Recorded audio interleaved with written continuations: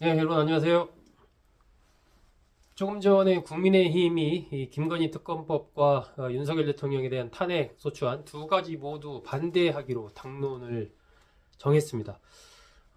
그동안에 이제 한동훈 대표가 어쨌든 정상적인 이 직무 수행이 불가능하다, 조기 퇴진이 불가피하다, 이렇게 얘기를 하면서 국민의힘 내에서 이른바 탄핵안과 관련된 이탈표 8표가 나올 거냐 안 나올 거냐 상당히 이제 관심을 많이 받았던 그런 사안인데, 당론으로 국민의힘이 부결하기로 정함으로써 윤 대통령의 탄핵 소추안이 국회를 통과하지 못할 가능성이 상당히 커졌습니다. 아마 국민의힘이 이렇게 정한 데에는 여러 가지 원인이 있을 텐데, 과거에 박근혜 전 대통령의 탄핵의 사례, 이런 것들을 통해서 지금 현재에서의 탄핵은 곧바로 이제 정권을 잃는 것이다. 야권으로 정권이 넘어가는 것이다. 이런 생각이 하나가 있을 것이고, 그 과정을 통해서 정권 이후에, 정권을 잃은 이후에 닥쳐올 여러 가지 수사라든지 이러한 후폭풍, 이런 것에 대한 염려, 뭐 이런 것들도 좀 있겠죠. 그리고 이번 비상겸 선포에 대해서는 아마 국민의힘 안에서도 상당히 비판적이고, 마음으로 뭐 탄핵을 하는 게 맞다라고 생각하는 의원들도 꽤 있을 겁니다. 하지만 현실적인 측면에서의 이런 것들에 대한 고민 속에서 아마 그렇게 좀 당론으로 정하지 않았을까 싶고요.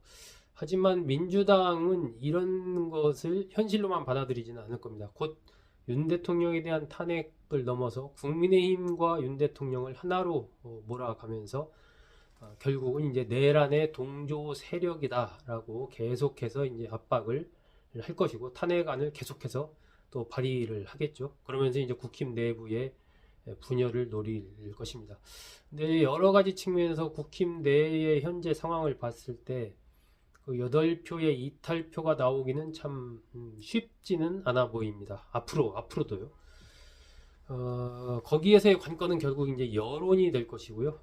또 이제 김건희 여사와 관련된 여러 가지 의혹들, 그리고 이번 비상겸 사태 와중에 아직 드러나지 않은 것들이 많지 않습니까?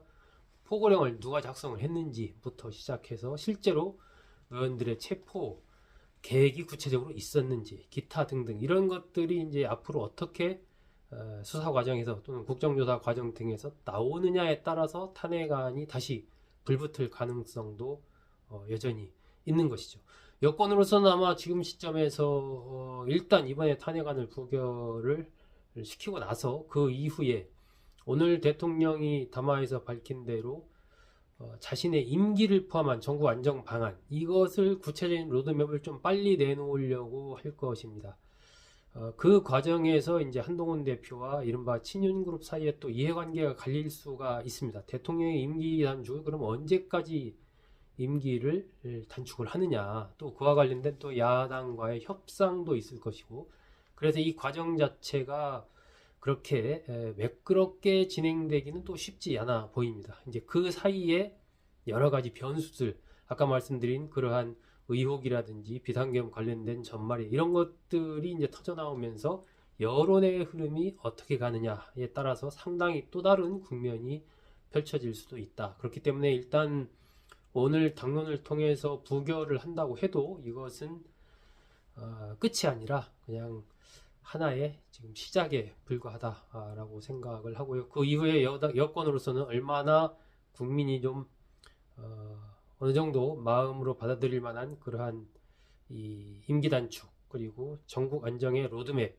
뭐 기타 여러 가지 인사의 쇄신이라든지 이런 것들을 가져갈 수 있느냐가 중요할 것이고, 야권으로서는 이 국면을 어쨌든 탄핵으로 이어가기 위해서는 그런 핵심적인 의혹들, 정말 탄핵을 하지 않고서는 도저히 안 된다라는 그러한 어떤 국민 여론이 굉장히 강하게 일어서 국민의 의원들도 견딜 수가 없는 상황을 어떻게 만들 것이냐, 이런 것이 이제 좀 변수가 아닌가 싶습니다. 예, 고맙습니다.